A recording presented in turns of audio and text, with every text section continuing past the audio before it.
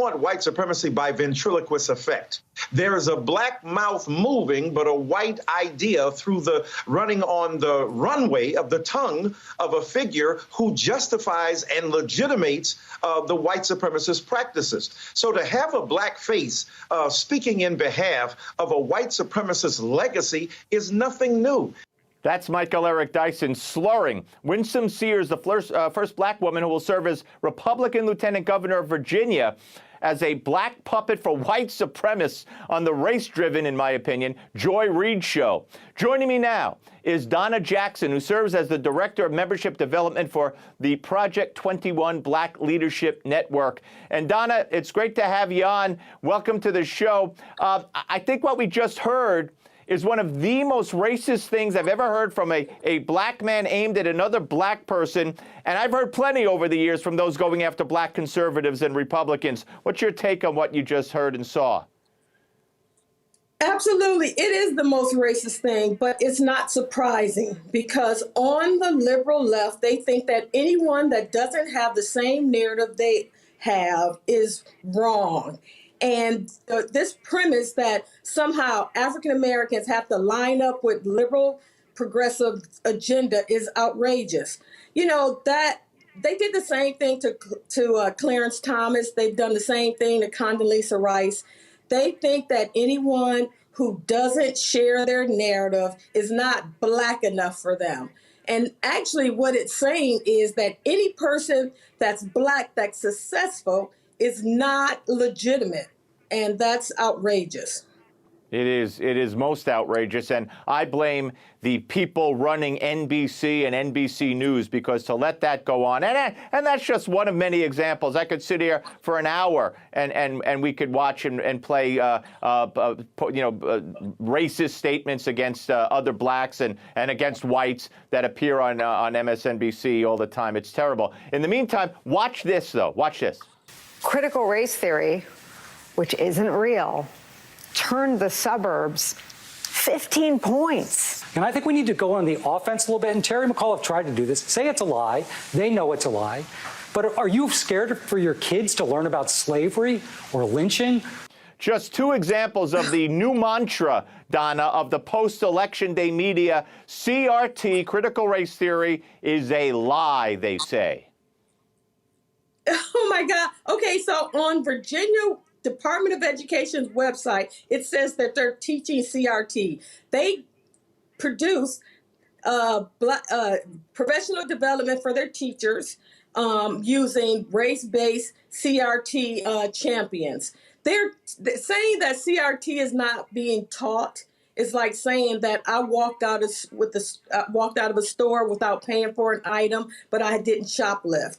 CRT is absolutely in every fabric of the American society. When you hear words like systematic racism, institutional racism, those are all the language of CRT. And CRT is here to demean and abolish the American way of thinking. They are absolutely teaching CRT. And it's actually just to give teachers a cover, because the teachers union in this country have destroyed education. They've destroyed it.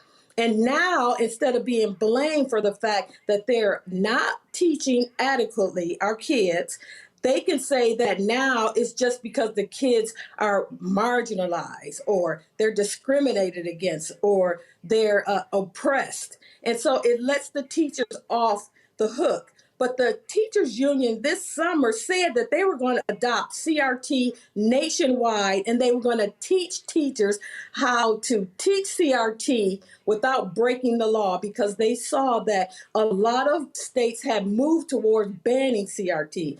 It's absolutely being taught in the school. And it's not a boogeyman, it's real. Yeah, oh, it's real. It's real. Everybody can't be wrong. And if the media is saying it's not real, then it's real. Last month, Donna, Reuters wrote a story about how AT&T had helped get One America News, OAN, which is a conservative network, off the ground with funding and support like it was a crime or something. So this past Tuesday, You were one of the representatives of the Project 21 Black Leadership Network plan that met with AT&T leaders to urge them to maintain its business relationship with OAN. You did this in response to the NAACP, who recently demanded that the company drop OAN immediately. How did the meeting go with you and your crew on Tuesday? You know, it actually went very, very well. Here's the thing that's astonishing about the NAACP. They started off as being an organization that were trying to give people a voice, Black people a voice. Now they're in the business of trying to attempt to take away voices from Black people. How is that? How is that right? Listen, we provide a balance. Because if you're in a situation where you're only getting one side of an issue, you're not making a choice. A choice is being made for you. But this narrative related to CRT and this woke crowd says that Black people are too dumb and too ignorant to make decisions for themselves. And so we have to make those decisions for them. And I'm not going to stand by and let Black voices that represent a different point of view be marginalized, to borrow their words. It's absolutely imperative that African Americans have a voice in every level playing field. So you believe that AT&T will continue and not be intimidated by the NAACP? Is that what you came away with? I came away with that, and let me tell you, if they don't, then we'll keep fighting, because we're not going to be quiet and silent. I remember when the NAACP used to be considered passing misinformation, where they were considered fringe, where they were the ones considered being extremists, and now they're mainstream.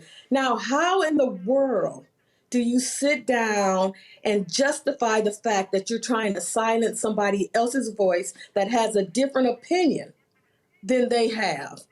That's not going to happen. That's not the way the American spirit works. And I'll tell you, I will never, ever stop fighting for that. It's justice for everyone, not just justice for the narrative that you believe in. Excellent. Well, I know you will keep your word, and you will keep fighting, and you and the folks at Project 21. Donna, great to meet you. Thanks for coming on. We'll speak to you again soon. Thank you for having me.